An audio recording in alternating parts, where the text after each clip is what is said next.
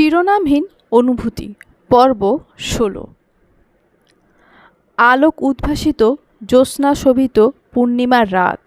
সময়টা প্রায় মধ্যরাতের কাছাকাছি। বিরক্ত মুখে বিছানায় বসে আছে প্রিমা। সন্ধ্যাবেলায় বাইরে ঘুরতে গিয়েছিল তারা। প্রায় রাত ১০টার পরে কটেজে ফিরেছে। ভেতরে আসতেই আরশিয়ান আকস্মিক শুধায়, অল্প কিছুক্ষণের জন্য শাড়ি পরতে পারবেন? প্রিমা তেমন একটা ক্লান্ত ছিল না। আচমকা শানের আবদার শুনে প্রত্যুত্তরে বলল, পারব। আরশিয়ান গম্ভীর মুখটায় স্মিত হাসি ফুটে ওঠে। প্রিমার চোখে বিষয়টা ধরা পড়তেই তার অন্তঃকরণ ভালো লাগার আবেশে পরিপূর্ণ হয়। আরশিয়ান লাগেজ থেকে মেরুন রঙের একটা বেনারসি টিস্যু শাড়ি বের করে তার হাতে দিয়ে বলে, খুব সম্ভবত শাড়ির কালার কিংবা ডিজাইন আপনাকে হতাশ করবে না। আর গম্ভীর মানুষটার বরাবরই নিজের অনুভূতি প্রকাশে ব্যর্থ। বেচারা ভালোই চেষ্টা করছে, তবে চাইলেই কি ব্যক্তিত্বের খোলস ছেড়ে বেরিয়ে আসা যায়? প্রিমা তার বিভ্রান্ত চোখের দিকে দৃষ্টিপাত করে ধীর গলায় বলল, আপনি যেমন তেমনভাবেই আপনাকে মেনে নিতে চাই আমি। মাঝখানে হুট করে কী ধরনের পাগলামি মাথায় চেপেছিল কে জানে, তবে আপনার জোরপূর্বক পরিবর্তিত সত্তাটা বড্ড বেখাপ্পা ঠেকছে। প্রয়োজন নেই এইসব মেকি এক্সট্রোভার্ট সাজার। আপনার প্রকৃত সত্তাটাই মুগ্ধ করে আমাকে। আরশিয়ান চমকে ওঠে। প্রিমা কি ধরে ফেলেছে তার অপরিপক্ক প্রচেষ্টার ব্যর্থতা? প্রিমা কি পড়ে ফেলেছে তার চোখ মুখ লেপ্টে থাকা অস্বস্তি? খানিকক্ষণ কিছু একটা ভেবে গম্ভীর স্বরে আরশিয়ান বলে, আপনি বুঝলেন কিভাবে? প্রিমা দীর্ঘশ্বাস ফেলে বলে, বিকেলে বুবুকে কল করার জন্য যখন আপনার ফোন দিয়েছিলেন তখন কিছু কারণবশত আমি গুগলে ঢুকেছিলাম। ওখানে গিয়ে দেখি সার্চ বারে লেখা, how to be an extrovert, how to be a good husband, how should I express our feeling. পুরো বিষয়টা দেখে আমি খুব বেশি অবাক হয়ে যাই। প্রথমে রিয়েলাইজ না করলেও পরবর্তীতে আপনার অ্যাকচুয়াল ব্যক্তিত্বের সাথে আপনার পুরনো দিনগুলোর আচরণগুলো মিলিয়ে দেখতে গিয়ে নিজের ভুল বুঝতে পারি। সবটা শুনে আরশিয়ান খানিকটা অপ্রস্তুত হয়, তবে কিছুটা সময় নিয়ে বলে ওঠে, নিজেকে বোঝাতে না পারার ব্যর্থতা সকল অসহায়তাকে ছাপিয়ে যায়। আমি হয়তো অন্যদের মতো স্বীকারোক্তি দিতে অক্ষম, কিন্তু আমার ক্ষুদ্র ক্ষুদ্র কাজকর্ম ঠিকই আপনাকে আসল সত্যটা অনুভব করাতে বাধ্য করত। পরিস্থিতির চাপে পড়ে আপনি হয়েছিলেন অধৈর্য, আর আপনার পাগলামিতে সায় জানাতে গিয়ে। আরশিয়ানের বুক চিরে বেরিয়ে আসে দীর্ঘশ্বাস। প্রিমার মনে জাগ্রত হয় অপরাধবোধ। মানুষটা তার জন্য কী পরিমাণ সাফার করেছে ভাবতেই খারাপ লাগা কাজ করে। আর 5টা বউয়ের মতো তারও মনে হয়েছিল স্বীকারোক্তি ভীষণ গুরুত্বপূর্ণ। তবে সময়ের ফেরে প্রিমা অনুভব করে মানুষটার মুখের বুলি তাকে প্রশান্তি দিচ্ছে না। নিজের অনুভূতি প্রকাশে ব্যর্থ মানুষটা থেকে জোরপূর্বক অনুভূতির স্বীকারোক্তি আদায় করতে পারলেও সেটা ছিল নির্জীব। তার চোখে মুখে ভালোবাসার ছাপের বদলে লেপ্টে ছিল এক রাস অস্বস্তি। বিষয়টা অনুধাবন করতেই প্রিমার বুক কেঁপে ওঠে। নিজের বদলামি ধরতে পেরে খানিক গালি দেয় নিজেকে। কথা শেষ হতেই আরশিয়ান রুম ছেড়ে বেরিয়ে যায়। প্রিমা অলসতা ঝেড়ে ফেলে মনের মাধুরী মিশিয়ে শাড়িটা পরে অল্প একটু সেজে নেয়। হরিণের ন্যায় টানা টানা চোখ জোড়ায় কাজলের সূক্ষ্ম কালিমা লেপন করে। কোমল ওষ্ঠ জোড়ায় শাড়ির সাথে মিল রেখে একটা গাঢ় শেডের নুড লিপস্টিক দেয়। গলায় একটা সোনালি রঙের পুরু চেন পরে। ফর্সাটে কাঁধে সেটা চকচক করে নিজের সৌন্দর্য জানান দেয়। পরিশেষে শূন্য হাত দুটোতে নিখুঁতভাবে কারুকার্য করা স্বর্ণের 2টো বালা পরে। এগুলো বিয়ের পর আফিয়া চৌধুরী তাকে দিয়েছিলেন, তবে আজ অবধি পরা হয়নি। সাজগোজ করে প্রিমা চুপচাপ পটের বিবি সেজে থাকে, অথচ আরশিয়ানের দেখা মেলে না। ক্ষুধার তাড়না অনুভব করতেই প্রিমার ভাবনা ছেড়ে বেরিয়ে আসে। শেষমেশ আর সইতে না পেরে বিরক্ত হয়ে কটেজের দরজার দিকে এগোতে নিলে দরজায় টোকা পড়ে। প্রিমার পদ্মযুগল থমকে যায়। আকস্মিক তার মনটা অজানা অনুভূতিতে শিউরে ওঠে। মুখে ফুটে ওঠে লজ্জারুণ হাসি। ধীর পায়ে এগিয়ে গিয়ে দরজা খুলে সামনে তাকাতেই প্রিমা যেন হতভম্ব হয়ে যায়। হৃদস্পন্দনের গতি অস্বাভাবিক হারে বৃদ্ধি পায়। শখের পুরুষের অতিমাত্রায় সুদর্শন অবয়ব তাকে বাধ্য করে অপলক চাহনি নিক্ষেপ করতে। আরশিয়ানের অবস্থাও একই। একান্ত ব্যক্তিগত নারীর মোহনীয় রূপ দেখে বেচারা অবাক হয়ে অবিশ্বাস্য চোখে তাকিয়েছিল। কিছুক্ষণ পর আরশিয়ান চোখ নামিয়ে গলা খাকড়ি দিয়ে একটা ছোট ফুলের বুকে এগিয়ে দিয়ে বলে, বিকেলে বাইরে ঘুরতে যাওয়ার সময় লক্ষ্য করেছিলাম আপনি ঘুরে ফিরে ফুলগুলোর দিকে তাকাচ্ছিলেন। ভাবলাম এগুলোর সংমিশ্রণে একটা বুকে বানালে আপনি খুশি হবেন। হয়তো বা পারফেক্ট হয়নি, তবে আশা রাখছি আপনার ভালো লাগবে। প্রিমা মুগ্ধ চোখে তাকায় বুকেটার দিকে। 4টে গোলাপ এবং কিছু জিপসির সমন্বয়ে ছোট্ট একটা ফুলের তোড়া বানিয়েছে আরশিয়ান। বেচারার এফোর্ট এবং ফুলগুলোর সৌন্দর্যে প্রিমা বিমোহিত হয়। আলতো করে ফুলের বুকেটা হাতে নিয়ে অস্ফুট স্বরে বলে, কি চমৎকার। আরশিয়ান প্রিমার দিকে অনিমেষ নেত্রে চেয়ে আনমনে বলে, মাশাআল্লাহ। আরশিয়ানের কথাটা কর্ণগোচর হতেই প্রিমার দৃষ্টি লজ্জায় নিমীলিত হয়। আরশিয়ান মুগ্ধ চোখে চেয়ে রয় তার প্রিয়তমার দিকে। প্রিমা জুবুথুবু হয়ে দাঁড়িয়ে থাকে কেবল। আচমকা ইলেকট্রিসিটি যাওয়ায় শানের হুঁশ ফেরে। প্রিমা চমকে উঠে বলে, কি হলো? আরশিয়ান তৎক্ষণাৎ হাত বাড়িয়ে প্রিমাকে নিজের সাথে মিশিয়ে নিয়ে বলে, কিছু হয়নি, ভয় পাচ্ছেন? প্রিমা শুকনো ঢোক গিলে বলে, অন্ধকারে ভয় না পাই না, তবে শাড়ি পরলে শুকনো মেঝেতে আছড়ে পড়ার রেকর্ড আছে আমার। আর এখন তো বিদ্যুৎ নেই, যদি কিছুর সাথে বেঁধে কিংবা। মাঝপথে আরশিয়ান তাকে চুপ করিয়ে দিয়ে শান্ত কণ্ঠে বলে, রিল্যাক্স, আমি আছি না। আমার সাথে পায়ে পা মিলিয়ে পিছু হাঁটবেন কেমন? কথাটুকু বলে প্রিমাকে বাহুবন্ধনে আবদ্ধ করে নিল আরশিয়ান। পকেট থেকে ফোন বের করে ফ্ল্যাশ লাইট জ্বালিয়ে অতি সাবধানে প্রিমাকে নিয়ে ওয়ার্ড্রপের কাছে গেল। সেখান থেকে একটা মোমবাতি নিয়ে সেটা জ্বালাতেই মুহূর্তের মধ্যে মোমবাতির মোহনীয় আলোয় চারিদিক কিঞ্চিত আলোকিত হয়। আরশিয়ান পরপর 3টা মোমবাতি জ্বালিয়ে সেগুলো কাঠের টেবিলের ওপর স্টিক করে দিল। অতঃপর প্রিমার কৌতূহলী মুখের দিকে শান্ত চোখে তাকিয়ে ধীর গলায় বলল, একটা সারপ্রাইজ প্ল্যান করেছি। আপনার অতি মূল্যবান সময়ের মধ্যে অল্প একটুখানি সময় এই অধমের জন্য ব্যয় করবেন? প্রিমা চোখ তুলে তাকায় শানের নিরেট মুখপানে। স্মিত হেসে বলে, অবশ্যই মহাশয়। প্রিমার উত্তর শুনে আরশিয়ানের চোখ জোড়ায় মৃদু উচ্ছ্বাস দেখা যায়।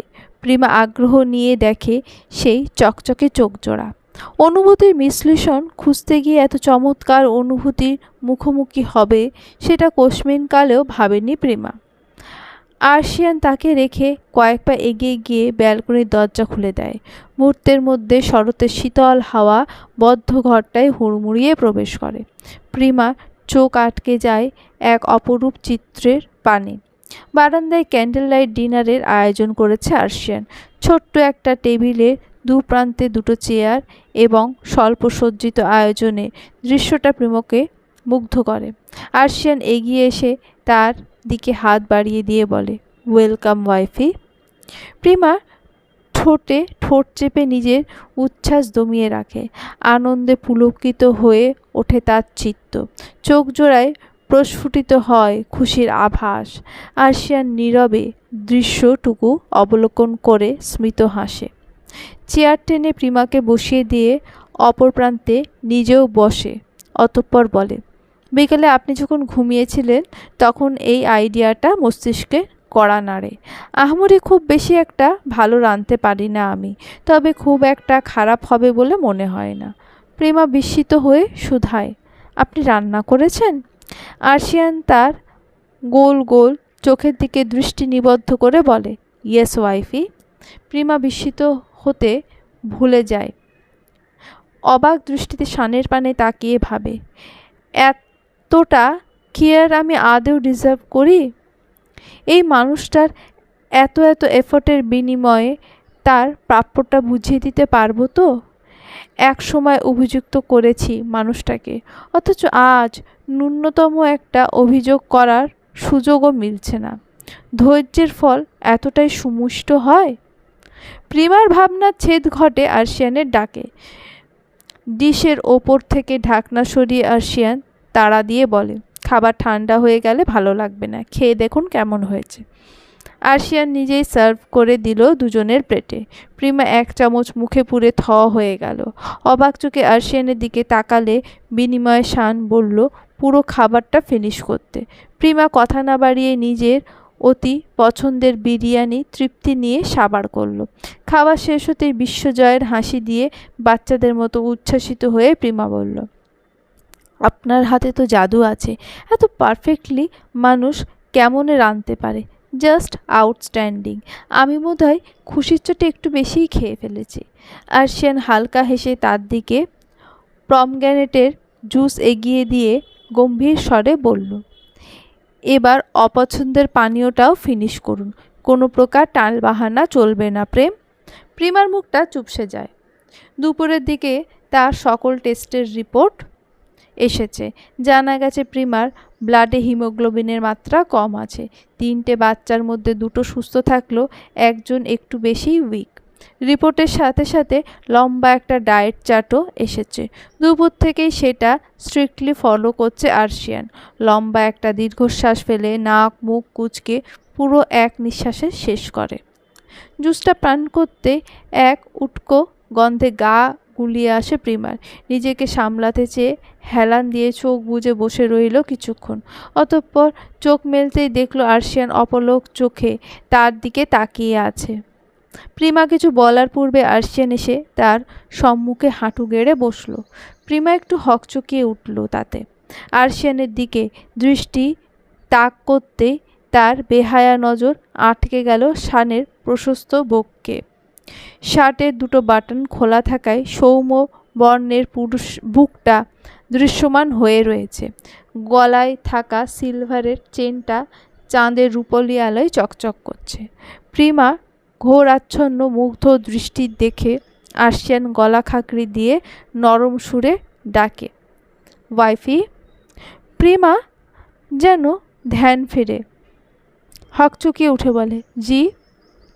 আরশিয়ান আলতো হেসে গম্ভীর স্বরে বলে, আপনার পা জোড়া দেখি। প্রিমা অবুঝের মতো পা এগিয়ে দিতে শান ভীষণ যত্ন সহকারে তার পায়ে থাকা স্লিপার খুলে সাইডে রেখে তার পাটা বুকের ওপর রাখে। প্রিমা চমকে উঠে পা সরিয়ে নিতে গেলে আরশিয়ান আলতো চাপ প্রয়োগ করে বলে, বিন্দু পরিমাণ ডিস্টারবেন্স চাইছি না প্রেম, প্লিজ কোঅপারেট। প্রিমা রীতিমতো সুরে ওঠে আরশিয়ানের কাণ্ডে। সে সবে তোয়াক্কা না করে পকেট থেকে এক জোড়া নূপুর বের করে সযত্নে সেটা প্রিমার পায়ে পুড়িয়ে দিয়ে বলে, হ্যাপি বার্থডে ওয়াইফি। আজকে বোধ হয় অবাক হওয়ার দিবস।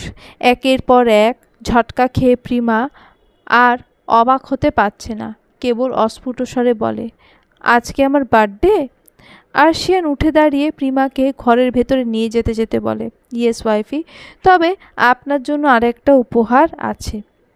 আরশিয়ান প্রিমাকে হেডবোর্ডের সাথে হেলান দিয়ে বসিয়ে রেখে নিজেও তার পাশে বসে। প্রিমা কিঞ্চিত অবাক হয়ে বলে, কি উপহার? আরশিয়ান তার চোখের দিকে চেয়ে শান্ত কণ্ঠে বলে, স্টে স্ট্রং। কথাটুকু বলার পর নিজের ব্যক্তিগত মোবাইলটা এগিয়ে দেয় প্রিমার দিকে। পজ হয়ে থাকা ভিডিওটা ওপেন করতেই প্রিমার চোখ মুখ কুঁচকে ফেলে। ঘেন্নায় গা গুলিয়ে ওঠে তার। আরশিয়ান তার অবস্থা দেখে বলে, একটু কষ্ট করে ভিডিওটা দেখুন প্রেম, আমার বিশ্বাস আপনি রিলিফ পাবেন। আরশিয়ানের কথায় ভিডিওটা ওপেন করে প্রিমা। প্রথমে দেখা যায় নাহার ওয়াসিসদের কলুষিত চেহারা ব্যাকগ্রাউন্ডে ভাসছে। এক নারী সাংবাদিকের কণ্ঠ এবং তিনি বলছেন, রাত 10টায় 34 লাইভে এসে নিজের করা সমস্ত অপকর্ম স্বীকার করেছেন নাহার ওয়াসিস। রাজনৈতিক দলে নিযুক্ত হওয়ার পর তার করা সমস্ত অপরাধের প্রমাণসহ স্পষ্ট স্বীকারোক্তি দিয়েছেন। পুলিশ তার বাড়ি গিয়ে তাকে গ্রেফতার করার আগেই গলায় দড়ি দিয়ে আত্মহত্যা করেন তিনি। নাহার ওয়াসিসদের সঙ্গে জড়িত ছিলেন তার স্বামী রওশন ওয়াসিস। তদন্তকর্মীরা প্রাথমিক অবস্থায় তাকে খুঁজে না পেলেও পরবর্তীতে বাড়ির বেসমেন্ট হতে তার অর্ধগলিত মরদেহ উদ্ধার করেন। নাহার ওয়াসিসদের স্বীকারোক্তি থেকে জানা যায়, যৌবনকালে কেবল দৈহিক চাহিদা মেটাতে এক নারীর সংসার ভেঙে পরকীয়ায় লিপ্ত হয়েছিলেন তারা। এক পর্যায়ে তারা বিয়েও করেন, তবে বয়সের ভারে নুয়ে পড়া রওশন ওয়াসিস তার অপ্রকৃষ্ট চাহিদা পালনে ব্যর্থ হলে রাগের বশে প্রাথমিকভাবে নানা ধরনের অত্যাচার এবং পরবর্তীতে গোপনাঙ্গ কেটে হত্যা করা হয় ওনাকে। পুরো নিউজটা দেখে ভাবলেশীনভাবে হাতের ফোনটা আরশিয়ানের দিকে এগিয়ে দেয় প্রিমা। শান কিছুটা অবাক হয়ে শুধায়, আপনি ঠিক আছেন? প্রিমা নির্বিকার স্বরে বলে, একদম ফার্স্ট ক্লাস আছি, তবে আফসোস হচ্ছে এই কিটগুলো পৃথিবীতে বিন্দু পরিমাণ শান্তি পাক সেটা আমি চাইনি। বড্ড আশা নিয়ে আর্জি পেশ করেছিলাম খোদাতালার দরবারে। বিচারের দিনে মালিকের কাছে সমর্পণ করেছিলাম সমস্ত প্রমাণ। পৃথিবী হলো প্রতারণার খেলাঘর, তাই তো সুবিচারের দায়ভারটা সর্বশ্রেষ্ঠ বিচারকের হাতে ছেড়ে দিয়েছি। প্রিমার শক্তপোক্ত কথায় আরশিয়ানের বুক কেঁপে ওঠে। একটা মেয়ে ঠিক কতটা যন্ত্রণা সহ্য করলে এইরকম কঠিন হৃদয়ের অধিকারিণী হয়ে যায় সেটা জানা নেই আরশিয়ানের। তবে প্রিমার তীব্র ঘৃণা তার অন্তরাত্মা কাঁপিয়ে দিচ্ছে। খানিক সময় পার হতেই আরশিয়ান গম্ভীর স্বরে প্রশ্ন করে, আমি আপনাকে অবিশ্বাস করেছিলাম, এই বিষয়ে কোনো অভিযোগ নেই আপনার? প্রিমা তাচ্ছিল্য হেসে বলে, যেখানে আমার জন্মদাত্রী মা আমায় বিশ্বাস করেনি, সেখানে আপনি তো পরের সন্তান।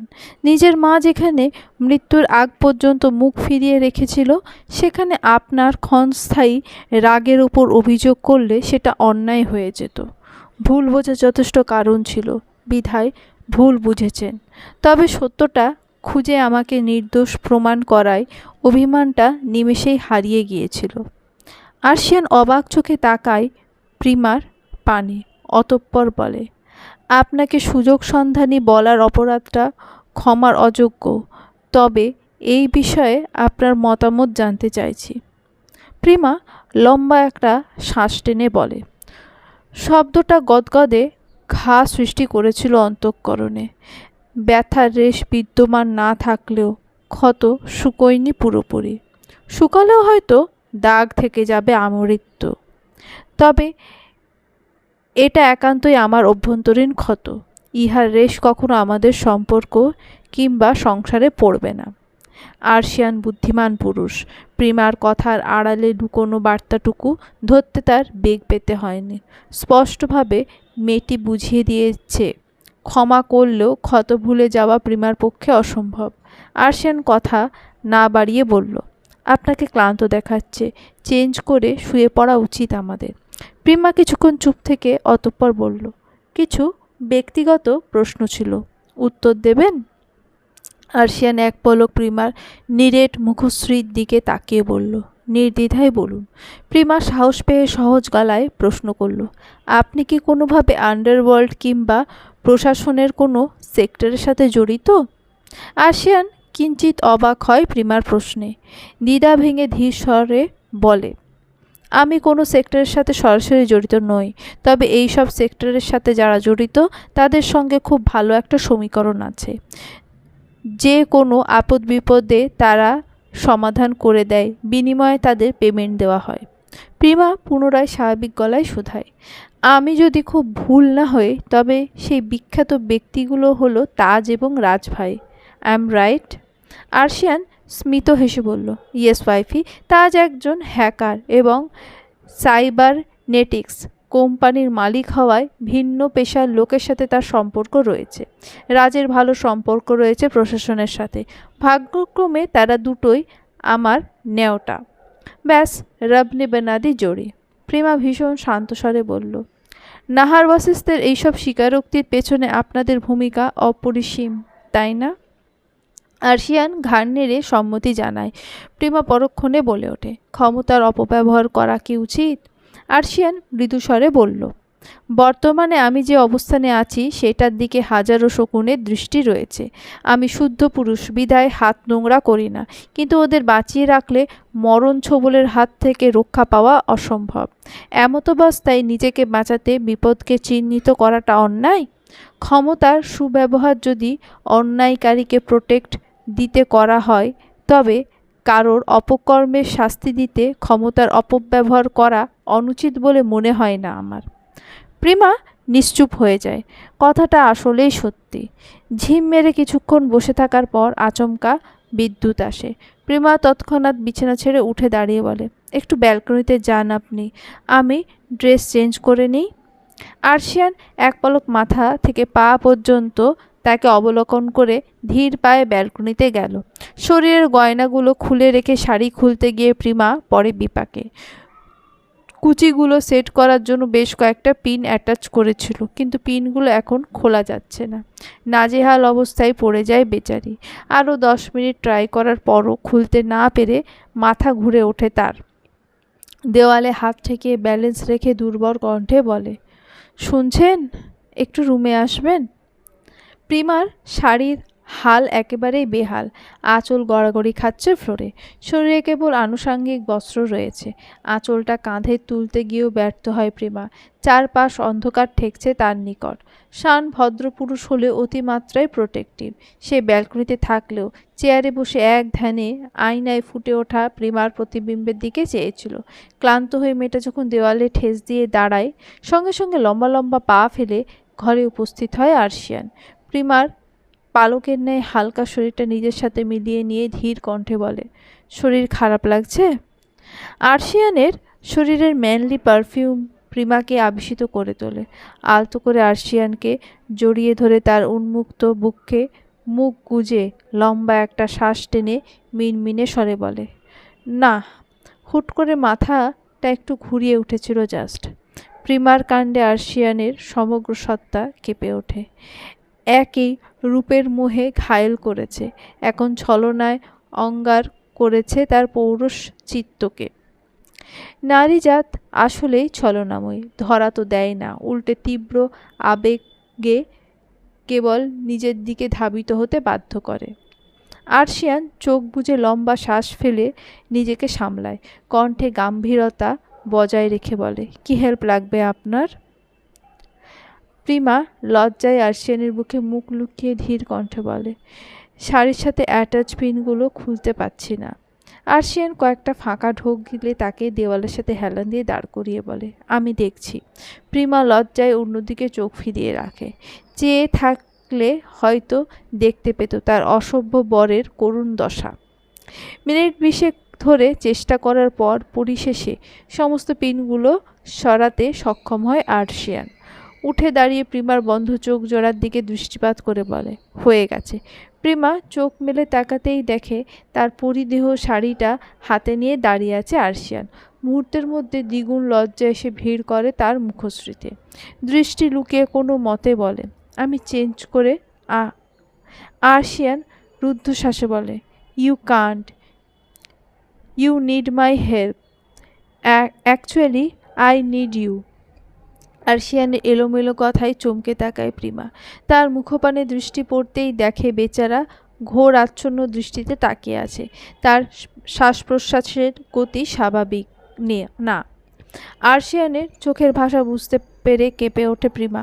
গলার স্বর আটকে আসে। কিছু বলার পূর্বে আরশিয়ান ব্যাকুল কণ্ঠে বলে, নিষেধাজ্ঞা মানার মতো অবস্থায় আপনি আমায় রাখেননি। আপনার সান্নিধ্য আমার চাই প্রেম। যদি অসম্মতি থাকে তাহলে আমি থেমে যাব। আপনার মনের বিরুদ্ধে কিছুই হবে না। প্রিমা বাধা দিতে পারল না তার একান্ত ব্যক্তিগত পুরুষের আবদারে। তার বক্ষে মুখ লুকিয়ে নীরবে সম্মতি জানালো। অপর পক্ষ নিরপেক্ষ থাকল না, নিজের অধিকার বুঝে নিল অতি সন্তর্পণে।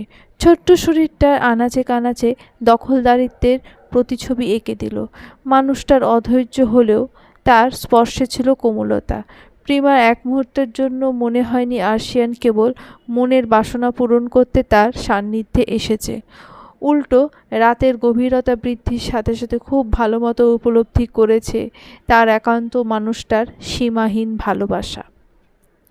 রজনীর অন্তিম প্রহর। অকারণে ঘুমটা ভেঙে গেল ফারজানার। চোখ মেলে নিজের ডান পাশে দৃষ্টি নিক্ষেপ করতেই দেখল জায়গাটা সম্পূর্ণ খালি। ইস্তিরাজ এই সময় কোথায় গেল ভাবতেই মস্তিষ্কে অযাচিত চিন্তা ভর করল তার। তড়িঘড়ি করে উঠে ওয়াশরুম চেক করল। ওটা ফাঁকা দেখে ফারজানার বুকটা কেঁপে উঠল। রাজের নম্বরে কল করতেই দেখল বিছানার একপাশে অবহেলায় পড়ে আছে তার ফোনটা। ফারজানা হতভম্ব হয়ে বসে থাকে কিছুক্ষণ। কটেজে আসার পর সারাটা দিন ঘরেই কাটিয়েছে সে। রাজ কি রাগ করেছে এটা নিয়ে, নাকি তাদের অভ্যন্তরীণ দূরত্ব এই অবজ্ঞার কারণ? ফারজানার ভীষণ অস্থির লাগতে শুরু করে। খোলা হাওয়া সংস্পর্শ পেতে তড়িঘড়ি করে বারান্দায় আসতেই দেখতে পায় রাজ সোফায় ঘুমিয়ে আছে। মনটা নিমেষেই খারাপ হয়ে যায় তার। বিপরীত পাশে সোফায় বসে চিন্তা করতে থাকে নিজের ভুলগুলো নিয়ে। বিয়ের দুদিন পরেই তাদের মধ্যে এত দূরত্ব বেড়ে যাওয়ার কারণ অজানা তার। লোকে ঠিকই বলে সে একটা অপয়া। নিজের ভাবনায় বুঁদ হয়ে ফুপিয়ে কেঁদে উঠল ফারজানা। দুনিয়াদারি অসহ্য লাগছে তার। ঘুমের ঘোরের কারোর কান্নার শব্দ শুনে পিটপিটিয়ে তাকায় রাজ। বরাবরই তার ঘুমটা ভীষণ পাতলা, একটু শব্দেই ভেঙে যায়। চোখ কচলে উঠে বসতেই দেখল তার নববধূ অঝোর নয়নে কাঁদছে। হতভম্ব হয়ে এক লাফে উঠে দাঁড়িয়ে তার সামনে গিয়ে বলে, কি হয়েছে সুরঞ্জনা, কাঁদছেন কেন আপনি? ফারজানা নিজেকে সামলাতে পারল না। মাথা চেপে ধরে ক্রন্দনরত সুরে এলোমেলোভাবে বলে ফেলল মনের অযাচিত সকল ভাবনা। ইস্তিরাজ স্থিরভাবে শুনল সবটা। অতঃপর আকস্মিক ঘটিয়ে ফেলল এক কাণ্ড। রাজের বলিষ্ঠ হাতের আকস্মিক টানে ফারজানা ছিটকে পড়ে রাজের সুঠাম বুকে। পেশিবহুল হাতে সামান্য শক্তি ক্ষয় করে এক ঝটকায় ফারজানাকে নিজের সাথে জড়িয়ে নিয়ে এক হাত তার কোমরে রেখে এবং অন্য হাত রাখে তার গালে। কিছুটা সময় ওভাবেই পার হয়। ফারজানার কান্না কমে আসে খানিকক্ষণ পর। মেয়েটা শান্ত হয়ে আসলে নিজেদের মধ্যবর্তী দূরত্ব কমিয়ে খানিকটা সন্নিকটে এগিয়ে জানার কপালে কপাল ঠেকিয়ে চোখজোড়া বন্ধ করে রাজ। অবস্থানের দূরত্ব শূন্য হওয়ায় দুজনের নিঃশ্বাস খুব সন্তর্পণে ছুঁয়ে যায় একে অপরকে। কিছু সময় পার হতে প্রগাঢ় কণ্ঠে ধীর গলায় ইস্তিরাজ বলে, নিকৃষ্ট পরিস্থিতির সাথে লড়াই করতে করতে আপনার অতিশয় কোমল এবং পবিত্র হৃদয়টা ক্ষতবিক্ষত হয়ে গেছে জানা। একজন হৃদগত ডক্টর হিসেবে বলছি, রোগের উপশমের জন্য আপনাকে এক মহামূল্যবান ঔষধি নিয়ম মাফিক সেবন করতে হবে। ওষুধটার নাম জানেন? রাজের অযাচিত কাণ্ডে জ্ঞানলব্ধ ফারজানা হতভম্ব মুখে অস্পষ্ট স্বরে বলল, রাজের আধ্যাত্মিক কথায় যতটা হতভম্ব হয়েছে ফারজানা, তার থেকেও শতগুণ বেশি অবাক হয়েছে তার সম্মুখে উপস্থিত বেহায়া পুরুষের ধৈর্যশীলতা দেখে। তার কারণগুলো স্বাভাবিক।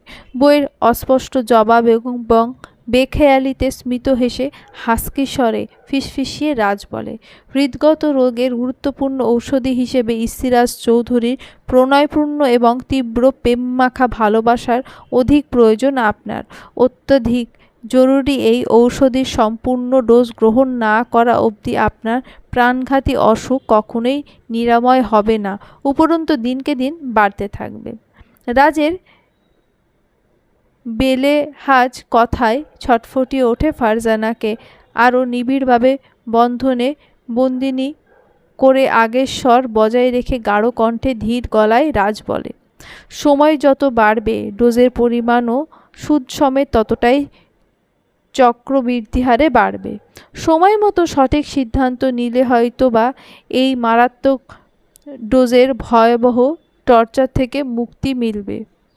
তা না হলে একজন দায়িত্ববান ডক্টর হিসেবে রোগীর সুস্থতার দিকে লক্ষ্য রেখে আমাকে কিছুটা অমানবিক হতে হবে। লজ্জায় মিইয়ে যাওয়া ফারজানা সুরের সমস্ত জোর খাটিয়ে রাজকে সরিয়ে উল্টো ঘুরে দাঁড়িয়ে হড়বড়িয়ে বলে ওঠে, চুপ করুন বেহায়া পুরুষ, সমস্ত লাজলজ্জা হসপিটালের ফার্মেসিতে বিক্রি করে এসেছেন নাকি? উদ্ভাবিত ডাক্তারি ভাষায় নিজের বেহায়া আবদারের বহিঃপ্রকাশ ঘটাতে একটুও শরম করল না? বেহায়া পুরুষ কথাটা দু একবার আনমনে আওড়ালো রাজ। দুপা এগিয়ে পেছন থেকে জানার কাঁধ আলতোভাবে মুখ গুজে পেশিবহুল হাতে ফারজানার কোমল হাত দুটো বজ্র মুষ্টিতে বন্দি করে দুষ্টুমি ভরা কণ্ঠে রাজ বলে, ডাক্তাররা অসভ্য হলে তাদের ব্যক্তিগত রোগীদের অসভ্য রোগের উপযুক্ত চিকিৎসা কে করবে ম্যাডাম? তবে আপনার দুশ্চিন্তা করতে হবে না, আপনার রোগের ঔষধি সম্পূর্ণ নিরাপদ। সেই স্পেশাল ঔষধি কেবলমাত্র আপনার রোগ নিরাময়ের গুরুতর কাজটা নীরবে পালন করবে। বিশেষ ঔষধি হওয়ায় সেটা সম্পূর্ণ পার্শ্ব প্রতিক্রিয়াহীন। লজ্জারুণ ফারজানা রাজকে দমাতে ফট করে বলে ওঠে, সব কিছু সুফল এবং কুফল উভয়ই থাকে। জানার প্রতিবাদী স্টেটমেন্টের বিরুদ্ধে বাঁকা হেসে রাজ বলে, আপনার বুদ্ধিমত্তায় আমি ইমপ্রেসড। বহুল প্রচলিত সেই ঔষধিটা একটা বিশেষ কুফল আছে, সেটা হলো ইহার কোর্স লাইফ টাইম বিনা ব্রেকে কন্টিনিউ করতে হবে, না হলে রোগী পুনরায় তার আগের অবস্থানে ফিরে যাবে।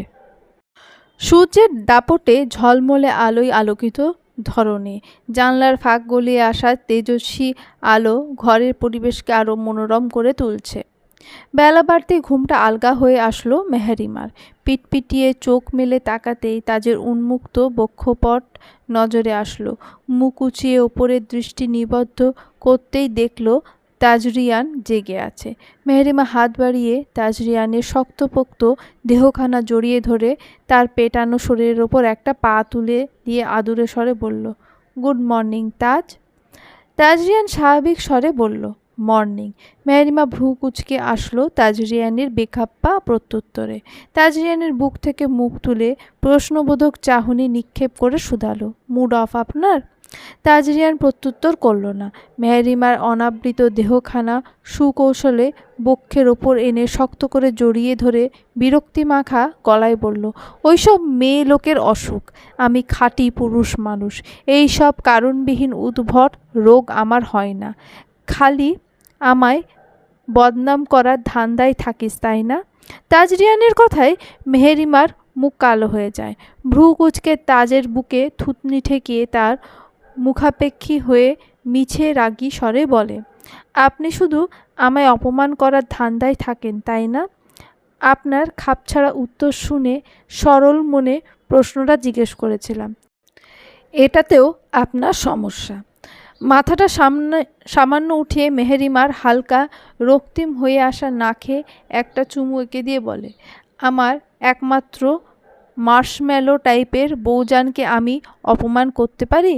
তোর স্কিন বোধহয় বেশি সেন্সিটিভ হয়ে গেছে মেহু, এই জন্যই সহজ উত্তর শুনে ফোসকা পড়ে যাচ্ছে। রাগের চোটে নাকের পাটাতন ফুলে উঠল মেহেরিমার। ধড়াম করে মাথাটা তাজরিয়ানের বুকের উপর রেখে দিয়ে গাল ফুলিয়ে বলল, বউকে অপমান করলে প্রকৃতি কিন্তু ঠিকই বদলা নেবে তাজ। ওই যে রিভেঞ্জ অফ নেচার বলে একটা কথা আছে না, আমাকে ভয় না পেলেও অ্যাটলিস্ট ওটাকে একটু সমীহ করে চলবেন। তাজরিয়ান চোখ মুখ বিকৃত করে কৌতুকের স্বরে বলল, কথায় কথায় বদলা নেওয়ার মতো হিংসুটে মনোভাব পুষে রাখা সুন্দরী রমণীগন্ধের কাজ। তুই কি না নিজের স্বামীকে অন্য একটা বেড়ি মানুষকে তোয়াজ করে চলতে বলছিস?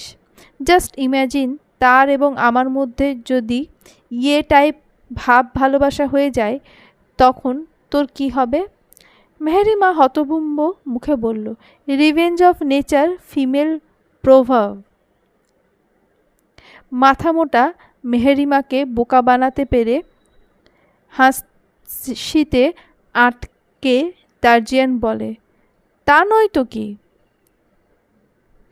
মেহেরিমা চোখ মুখ কুঁচকে সমস্ত সমীকরণ মেলানোর পর বুঝতে পারে তাজরিয়ান তাকে বোকা বানিয়েছে এবং মিছিমিছি ভাবে জেলাস করার চেষ্টা করছিল। মেহেরিমা রেগে মেগে তাজরিয়ানের মাথার চুলগুলো খামচে ধরে বলে, আপনি খুবই খারাপ তাজ।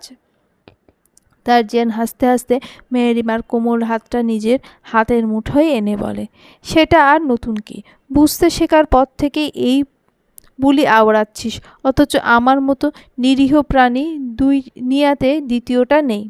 মেহেরিমা তাজরিয়ানের কথায় গাল ফুলিয়ে বলে ওঠে, আমার সাথে সাথে নিরীহ প্রাণীর সংজ্ঞাটাও অপমানিত হয়ে গেল। বাঘ মামা যেন বিলাই মামি হতে পারে না, ঠিক তেমনি আপনিও নিরীহ হতে পারেন না। বইয়ের বুদ্ধিমত্তায় তাজরিয়ান কিঞ্চিত খুশি হলো। তার অবাধ্য হাত বিচরণ করতে শুরু করলো মেহেরিমার সর্বাঙ্গে। তাজরিয়ানের এহেন কাণ্ডে শিউরে ওঠে মেহেরিমা। তাজরিয়ান হাসকি স্বরে বলে, আমার অতি আদর দেওয়ার সুফল টের পাচ্ছিস? এই আদর পেয়ে তোর আইকিউ দিনকে দিন তত্তরিয়ে বাড়ছে মেহু, অথচ এটা নিয়ে তোর অভিযোগের শেষ নেই। ঘুম পূর্ণ হয়েছে? মেহেরিমা লজ্জা পেয়ে যায় তাজরিয়ানের বেফাঁস কথায়। খানিকক্ষণ চুপ থেকে ধীরস্বরে উত্তর দেয়, হয়েছে। একটা কথা বলি? মেহেরিমার কথায় লজ্জা লজ্জা ভাবটা স্পষ্ট। সবটা টের পেয়ে মেহেরিমাকে নিজের মুখ বরাবর এনে তাজরিয়ান কৌতুক মিশ্রিত কণ্ঠে বলে, এইবার বল বউজান। তাজরিয়ানের মুখোমুখি হয়ে লজ্জায় থিতু হয়ে যায় বেচারি। দৃষ্টি লুকিয়ে তাজরিয়ানের বাহুতে মিছে আঁকুবুকি করতে করতে বলে, আমাদের মাঝে নতুন মেহমানের আগমন ঘটলে কেমন হয়? মেহেরিমার বলা কথাটা কর্ণঘোরে প্রবেশ করা মাত্রই মুখভয়ে পাল্টে যায় তাজরিয়ানের। ধরফড়িয়ে উঠে বসে মেহেরিমাকে পাশে বসিয়ে উৎকণ্ঠিত স্বরে শুধায়, তোর লাস্ট মেনস্ট্রুয়াল সাইকেলের ডেট কবে ছিল? তাজরিয়ানের আকস্মিক আচরণে ভড়কে যায় মেহেরিমা। কাপা কণ্ঠে ডেট জানাতেই তাজরিয়ান পুনরায় অস্থির কণ্ঠে শুধায়, হতেও পারে ওটা ইমপ্লান্টেশনের ব্লিডিং ছিল। তুই কি টেস্ট করিয়েছিস? মেডিসিন স্কিপ করেছিলি? তাজরিয়ানের চোখ মুখে লেপ্টে আছে উৎকণ্ঠা, তার কণ্ঠস্বর কম্পমান। অধীর আগ্রহে অপেক্ষা করছে মেহেরিমার প্রত্যুত্তরে। লোকটার খুশি হওয়ার কথা থাকলেও তাকে বড্ড বিচলিত লাগছে। খুশির বদলে এক রাশ চিন্তার ভাঁজ পড়েছে তার কপালে। ভয়ে ভয়ে কোনো মতে মেহেরিমা জবাব দেয়, মেডিসিন স্কিপ করেছিলাম, টেস্টও করিয়েছি। অর্ধেক উত্তর শুনে তাজরিয়ান অধৈর্য হয়ে ধমকে ওঠে তাকে। মেহেরিমা ভয়ে সিটিয়ে যায় বিছানার হেডবোর্ডের সাথে। ভীত চাহনিতে দেখে তাজের খ্যাপাটে মুখবায়ব। মেহেরিমাকে পিছিয়ে যেতে দেখে তাজরিয়ান চোখ বন্ধ করে বড় বড় শ্বাস ফেলে নিজেকে সামলানোর আপ্রাণ চেষ্টা করে।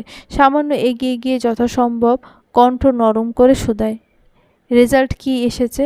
মেহেরিমা অশ্রুসিক্ত চোখে কিছুক্ষণ তাকিয়ে থেকে অভিমানী স্বরে বলে, নেগেটিভ। উত্তরটা শোনা মাত্র ধপ করে বিছানায় শুয়ে পড়ে মাথায় একটা হাত রেখে স্বস্তির শ্বাস ফেলে তাজরিয়ান। অল্প সময়ের জন্য আত্মাটা খাঁচা ছাড়া হয়ে যাচ্ছিল তার। চোখ বুজে শান্তির সাগরে ভেসে বেড়ানো তাজরিয়ানের হুঁশ ফেরে মেহেরিমার নাক টানার শব্দে। বিরক্ত মুখে উঠে বসে মেহেরিমার দিকে তির্যক চাহনি নিক্ষেপ করে তাজরিয়ান শুধায়, তুই মেডিসিন স্কিপ করেছিলিস কোন সাহসে? ছোট্ট মাথাতে সারাক্ষণ আমার সুখ শান্তির ইন্নালিল্লাহা করে দেওয়ার প্ল্যান ঘুরে, তাই না? মেহেরিমা ফুপিয়ে উঠে জবাব দেয়, মেডিসিন স্কিপ করার সাথে আপনার সুখ শান্তি নষ্ট হওয়ার কী সম্পর্ক? তাজরিয়ানের রাগ ওঠে, কিন্তু মেহেরিমার মুখপানে চেয়ে নিজেকে সামলে নেয়। আর একটু ঘনিষ্ঠতা বাড়িয়ে মেহেরিমার চোখে চোখ রেখে সাবলীল কণ্ঠে বলে, প্রেগনেন্সির কোনো ছেলে খেলা নয় মেহু, এটা একটা বিশাল দায়িত্ব। এক্ষেত্রে মেন্টাল এবং ফিজিক্যাল ফিটনেসটা বাধ্যতামূলক, যেটা তোর নেই। হঠকারিতায় কোনো সিদ্ধান্ত নিয়ে তোকে হারাতে চাই না আমি। তাজরিয়ানের অপকট স্বীকারোক্তিতে মেহেরিমার কান্না থেমে যায়। থমথমে দৃষ্টিতে নিক্ষেপ করে ধীর কণ্ঠে শুধায়, আমার থেকে দুর্বল এবং ক্রিটিক্যাল কন্ডিশনে থাকা মানুষ এই জার্নি ফেস করছে তাজ। সবাই কি দিন শেষে মরে যাচ্ছে? তাজরিয়ানের বুকটা ধক করে উঠল। মস্তিষ্কে চেপে বসল সুপ্ত রাগ। তাতে দাঁত চেপে তাজরিয়ান বলল, সবার আর তোর কেসটা সেম নয় মেহু। এতদিন যাবৎ আমার সান্নিধ্যে আছিস, অথচ এখনও আমি একটু রাফ হলেই পরের দিন তো জ্বর ওঠে। আমার পাগলামিগুলোতে এখনও অভ্যস্ত হতে পারিসনি। আবার আমার অস্তিত্ব দুনিয়ানার পরিকল্পনা করছিস? মেহেরিমার অসহ্য লাগে তাজরিয়ানের বাড়াবাড়ি। সেও তীক্ষ্ণ কণ্ঠে বলে ওঠে, যে কোনো সুস্থ মানুষ আপনার লাভ টঞ্চারের পাল্লায় পড়লে অসুস্থ হয়ে যাবে। অহেতুক ব্লেম দেবেন না আমাকে। আপনি আসলে ইনসিকিউর। বাচ্চা আসলে আমি তার সাথে ব্যস্ত হয়ে পড়ব। আপনাকে সময় কম দেব। এটাই আপনার সহ্য হচ্ছে না, তাই তো? মেহেরিমার কথাই তাজরিয়ান সোজাসাপটা বলে, এটাও একটা পয়েন্ট। সব মিলিয়ে মূল কথা হলো আমার কোনো ছানাপোনা লাগবে না। তুই হলেই এই জীবন নির্বিঘ্নে এবং সুখ স্বাচ্ছন্দ্যে কেটে যাবে। মেহেরিমা অবাক চোখে দেখল তাজরিয়ানকে। তার অপ্রকট স্বীকারোক্তিতে মস্তিষ্কে খুন চেপে বসল মেহেরিমার। তাতে দাঁত চেপে জোরালো কণ্ঠে বলল, আপনি একটা সাইকো তাজ। মেহেরিমার কথা শুনে বাঁকা হয়ে আসে তাজ। অভিমানী মেয়েটাকে সে এক ঝটকায় নিজের কাছে এনে শক্ত করে জড়িয়ে ধরে তার শরীরে মিশে থাকা সুমিষ্ট সুবাসটা ভেতরে টেনে নিয়ে গা হিম করা কণ্ঠে বলে, সত্যটা উপলব্ধি করতে বড্ড দেরি করে ফেলেছিস বউজান। আমার অবাধ্য শাসনগুলো জাহান্নামের নিষ্কৃষ্টতম যন্ত্রণা দিলেও সেটা তোকে মুখ বুজে সহ্য করতে হবে, কারণ তোর ফিরে যাওয়ার কোনো পথ নেই। আমি অবশিষ্ট রাখিনি সোনা। সূর্যের প্রখর তাপ জানান দিচ্ছে অপরাহ্নের আগমনী বার্তা। মোটামুটি 11টার দিকে সকলে উপস্থিত হয় নাস্তার টেবিলে। কাকতালীয়ভাবে টাইমিং মিলে যাবে এমনটা কেউই আশা করেনি। প্রথমে রাজ এবং জানাকে নাস্তার জন্য অপেক্ষা করতে দেখা যায়। অতঃপর তাজ এবং মেহু আসে। সবশেষে হাজির হয় আরশিয়ান এবং প্রিমা। ওরা টেবিলের কাছে আসতেই সবাই সমস্যারে চেঁচিয়ে বলে, হ্যাপি বার্থডে মিসেস লাড্ডু। ঘুমের ঘোরে থাকা প্রিমা খানিকটা চমকে ওঠে। কি ঘটেছে সেটাই মস্তিষ্কে ধরা দিতেই তার ঠোঁটের কোণে মৃদু হাসি ফুটে ওঠে। আরশিয়ানের হাত ধরে সামনে এগিয়ে এসে ওদের সাথে সংযুক্ত হতেই নানা বাহারের কথায় মেতে ওঠে সবাই। সবার কথা শুনে খিলখিলিয়ে হাসে প্রিমা। আরশিয়ান গম্ভীর মুখে চায়ের কাপে চুমুক বসিয়ে মুগ্ধ দৃষ্টিতে অবলোকন করে সেই দৃশ্যটা আর কারোর চোখে ধরা না পড়লেও ফারজানার দৃষ্টি এড়াতে পারেনি। যথেষ্ট বুদ্ধিমতী সে, পুরুষের চোখের ভাষা বুঝতেও সক্ষম, বিদায় শানের দৃষ্টির মানে বুঝতে তার বেগ পেতে হয়নি। মূল ভাব বুঝতে তার অন্তঃকরণ প্রশান্তিতে ছেয়ে যায়। পরিশেষে ভালোবাসার কাঙ্গলিনী তার পরিপূরক খুঁজে পেয়েছে।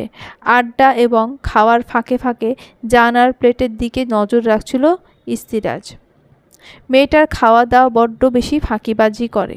প্লেটের খাবার আগের মতোই রেখে ইস্তিরাজ নিচু স্বরে ফারজানার কানে কানে বলে, খাবার শেষ করুন জলদি, নয়তো অন্য মিষ্টি খাওয়ানোর ব্যবস্থা করব। And you won't like it Mrs Jana. By the way, এটা অ্যাডাল্ট কন্টেন্টযুক্ত কথাবার্তা ছিল। আপনি একটু কষ্ট করে আসল মিনিং বুঝে নিন কেমন। সরাসরি বলতে আমার শরম করছে। কথাটা বলে মিছে লজ্জা পাওয়ার ভান করল ইস্তিরাজ। ফারজানা অবাক চোখে তাকালো তার ভণ্ড অভিনেতার দিকে। ইস্তিরাজ তখন প্রিমার সাথে কথা বলতে ব্যস্ত। আড্ডার ফাঁকে ফাঁকে সবাই নাস্তা সারে প্ল্যান সাজাতে লাগলো। সর্বোচ্চ আর একদিন তারা এই রিসর্টে স্টে করবে, তাই অল্প সময়ের মধ্যে আশেপাশের প্রধান দর্শনীয় স্থানগুলো ঘুরে দেখার বিষয়ে আলোচনা করতে লাগলো। এক পর্যায়ে ইস্তিরাজ বলল, আমরা চাইলে ভাওয়াল জাতীয় উদ্যান এবং ভাওয়াল রাজবাড়ি ভিজিট করতে পারি। এখান থেকে খুব বেশি একটা দূরত্ব নেই। তোরা, ইস্তিরাজের কথার মাঝে আরশিয়ান গম্ভীর স্বরে বলল, আমরা যাব না। তোদের জন্য যেটা সুইটেবল হয় তোরা সেখানে ঘুরতে যেতে পারিস। ইস্তিরাজ বার্গেনিং করতে গিয়েও থেমে গেল। আর চোখে প্রিমার দিকে তাকাতেই দেখল তার ক্লান্তিতে মুষড়ে পড়া মুখশ্রী। তবে এত কিছুর মাঝেও তাকে অসম্ভব রকমের সুন্দর দেখাচ্ছে। ত্বকের উজ্জ্বলতা যেন এক রাতের ব্যবধানে বেড়ে গেছে। চোখ দুটো সামান্য ফোলা থাকলেও দেখতে সুন্দর লাগছে। ইনসিকিউর আরশিয়ান ঠিক কী রিজনে ঘুরতে যাওয়াটা স্কিপ করতে চাইছে সেটা ঢের বুঝল ইস্তিরাজ। বন্ধুর ওপর দিয়ে সরল সোজা হলেও ভেতর ভেতর কতটা হারামি সেসব খবর তার অজানা নয়। সবটা বুঝে সেও অনীহা প্রকাশ করল ঘুরতে যেতে। মেহেরিমা মন এমনিতেই খারাপ ছিল। ইসরাজের কথায় মন খারাপের মাত্রা আরেকটু বাড়ল।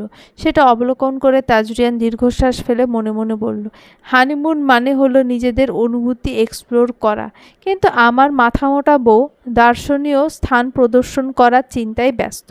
আমার মতো খাঁটি আমিষের পাল্লায় পড়েও এই নিরামিষ মহিলা কিচ্ছু শেখেনি। দিনের আলোতে টিউবলাইট দিয়ে আমার অনাগত ভবিষ্যতের সুখময় শান্তির খোঁজ মিলবে কিনা সন্দেহ। কিছুক্ষণ কথাবার্তা বলে নাস্তা শেষে আরশিয়ান এবং প্রিমা ফিরে গেল নিজেদের কটেজে।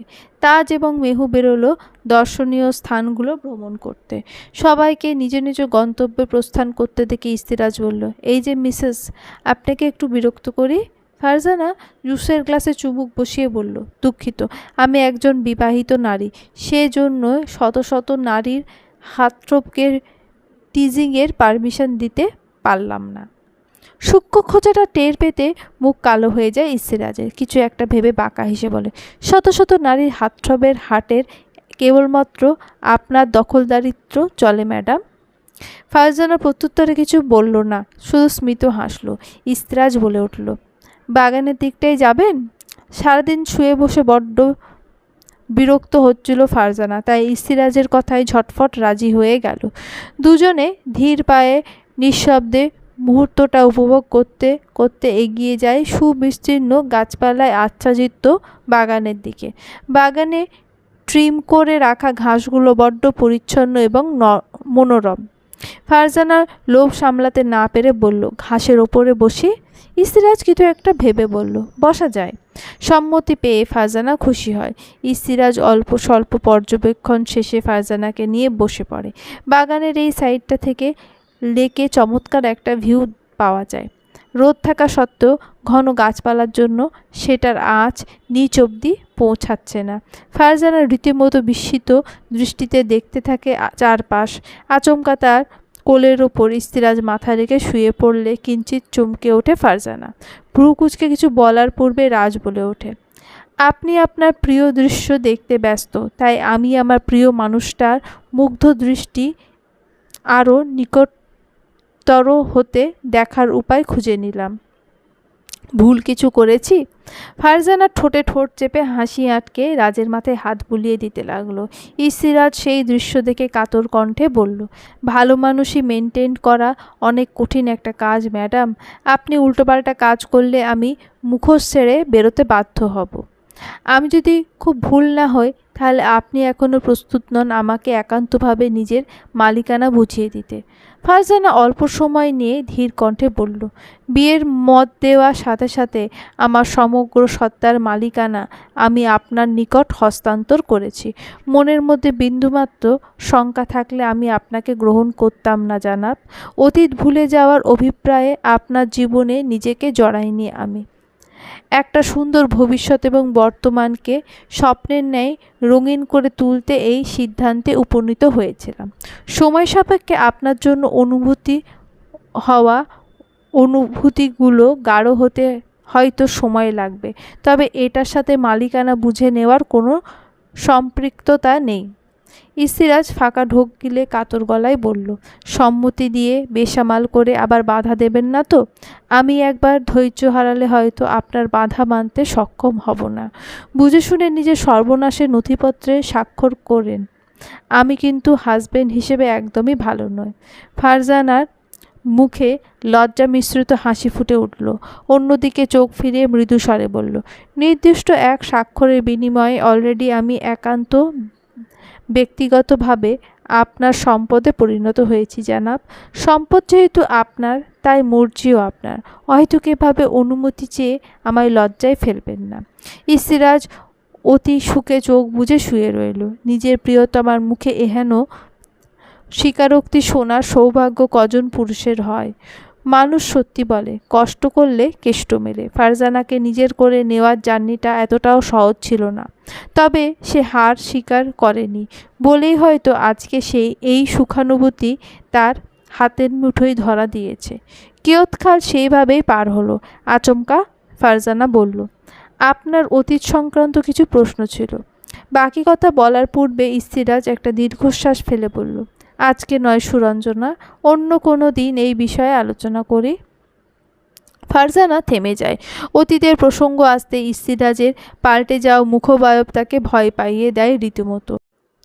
লোকটা কেমন নির্জীব দৃষ্টিতে তাকিয়ে আছে, অথচ ফারজানা স্পষ্ট টের পাচ্ছে সেই দৃষ্টিতে মিশে আছে রাগ, ক্ষোভ এবং আকাশস্পর্শী ঘৃণা। ফারজানা কথা ঘোরাতে বলল, আপনি আমার থেকে যথেষ্ট বড়, তবুও আপনি সম্বোধন করেন কেন? ইস্তিরাজ খানিকটা সময় নিয়ে গমগমে সুরে বলল, ভালো লাগে তাই। ফারজানার মুখটা কালো করে বলল, আজীবন এই আপনি সম্বোধনটাই চলবে? ইস্তিরাজ আকস্মিক তার চোখের পানে দৃষ্টি তাক করে বলল, খুব বিশেষ এক সময়ে আপনি ডাকটা তুমিতে রূপান্তরিত হবে। আপনি টের পাবেন, তবে অনুভূতি প্রকাশের অবকাশ থাকবে না। কেবল সম্বোধনের সূচনালগ্নে রঙিন দৃশ্যটা আজন্মকালের জন্য স্মরণীয় হয়ে থাকবে।